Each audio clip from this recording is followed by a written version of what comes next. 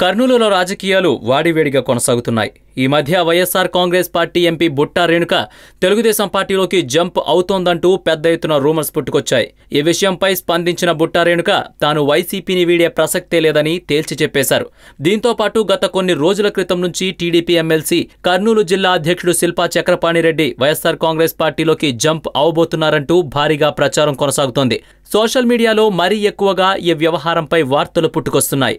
అయితే ఆయనపై వస్తున్న వార్తలకు శిల్పా తాజాగా క్లారిటీ ఇచ్చారు. మంగళవారం నాడు ఆత్మకూరులో ఏర్పాటు చేసిన విలేకరుల సమావేశంలో ఆయన మాట్లాడుతూ తన అన్న శిల్పా మోహన్ రెడ్డి టీడీపీ నుంచి వెళ్లిపోవడంతో నేను కూడా వెళ్లిపోతాననే దుష్ప్రచారం జరుగుతోందన్నారు. టీడీపీ అధినేత చంద్రబాబు తనపై ఎంతో నమ్మకంతో జిల్లా అధ్యక్ష పదవి, ఎమ్మెల్సీ టికెట్ ఇప్పించి గెలిపించారని, ఆయన రుణాన్ని తీర్చుకోలేనని చక్రపాణిరెడ్డి అన్నారు.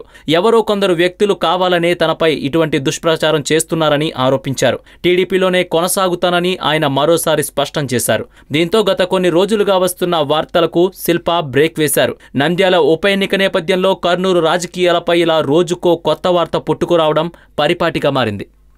ఈ వీడియో మీకు నచ్చినట్లయితే లైక్ చేయండి, షేర్ చేయండి. మరిన్ని అప్డేట్స్ కోసం మా జనహితం టీవీని సబ్స్క్రైబ్ చేయడం మాత్రం మర్చిపోకండి.